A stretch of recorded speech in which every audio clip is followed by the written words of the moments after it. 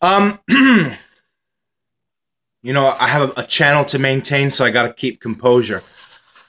I'm a positive thinking person. The reason why I did not predict the score line for this game, well, the reason why I don't predict score lines in general for World Cup games is because it's hard to come up with the score line for each and every game, is because I thought we were going to get blown out. I thought this was going to be like a 3-0 or like a 4-1. So let me just, say this. The goal at the end through Jimenez, we keep giving away too many fouls. Let our emotions get the best of us. Gave Uruguay way too many set pieces. And it cost us. And to concede in the 89th minute, it really hurts. Because the performance we put in today, our finishing in the final third was absolutely terrible. We couldn't string together any coherent passes going forward. But the guys worked really hard. They worked really hard.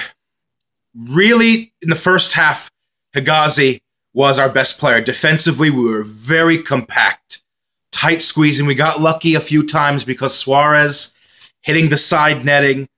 Cavani wasn't really on his best today either, though you saw later that free kick where he struck the post. But it really felt like the tide of the game was going our way because we were getting so lucky with Suarez's missed chance, with Cavani hitting a post, and with the absolute great goalkeeping save by El Shanawi. It felt like we were going to get something out of this game.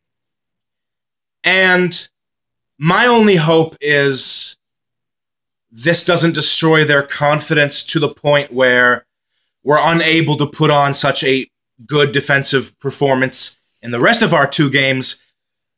But it just all depends on how Cooper talks to these guys, how motivated Salah is, because Salah will most likely play the next game. I'm hoping he plays the next game. I'm going to get to Salah in a moment.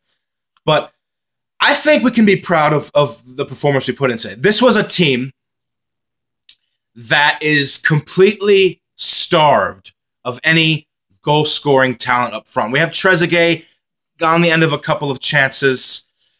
Ahmed Fati had a beautiful strike, a rocket cannon from outside the box around the 60th minute mark. But for the most part, we're not a goal-scoring team without Salah. And for us to lose to one of the best teams in the world, one of the best teams in South America, to hold them close to a 1-0 loss, I see it as a positive. I'm not going to come on here and cry about it or, try to make an excuse. I'm not going to make any excuses. But we have positives to take away from this group because we got the hardest game out of the way first. And that's the way we have to think about it. The hardest game is out of the way. Now we play Russia, and they're not going to pull Saudi Arabia on us. We ain't going to allow them babushka dolls to do that. So I'm thinking this. What hurts me, though, is the fact that it came so late in the match, and we were so close. And I look at the look of pain and anguish on Salah's face. He really wanted to be on the field today. And what makes it even more painful is that it's his birthday. It's his birthday. But you know what? I do think, give it 4 days or so, he comes on versus Russia. I think we'll get on the score sheet. Personally, I think we'll score. And Russia is not the same as Uruguay. They don't have as many attacking options as Uruguay does. They don't have a world-class striker. They don't have a Cavani. They don't have a Suarez. And you look at what they did against Saudi Arabia, yeah, they're a great team. They're the host country. You don't want to play the host country, but the hard part is out of the way first. And the way that I look at it is there's no point in being in despairing. There's really no point because you have the next two opponents come along. We can pick up maybe 4 points somewhere. And as for the decision to leave Salah off for the full 90 minutes, here's why I disagree. Because, yes, his shoulder. But when you look at the opportunities Egypt had going forward, the fact that we couldn't pick off a couple string of coherent passes in the attack, our attack was toothless.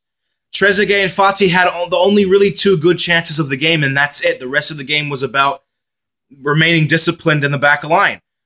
You bring on Salah for one of those breakaways on the counter in the last 15 minutes. He doesn't have to come on for the second half. He just comes on for the last 15 minutes.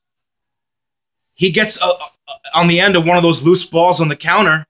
His pace and his agility going down the flank is absolutely needed. Now, however, if it's a case that he was feeling a lot of pain today, I don't know the story.